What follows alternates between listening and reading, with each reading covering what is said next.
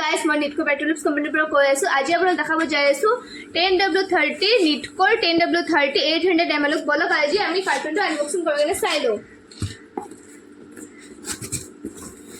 বক্সত আপোনালোকে পাই যাব নিটকোৰ কেলেণ্ডাৰ এটা পাই যাব, তাৰ লগতে আপোনালোকে নিটকোৰ পোষ্টাৰ এটা পাই যাব এইটো, আৰু এটা পেডো আপোনালোকে পাই যাব। নিটকোৰে পেড হয়, তাৰ লগত আপুনি কিচেন এটা পাই যাব, নিটকোৰ এটা পেনো পাই যাব। এতিয়া আমি 10W30 এইটো যেটো স্কুটাৰ অইল হয়, এইটো হ'ল SL গ্ৰেডৰ, এইটো হয়, এইটো জাৰ্মান টেকনলজিৰ হয়, আৰু এইটো নজল কেপ হয়।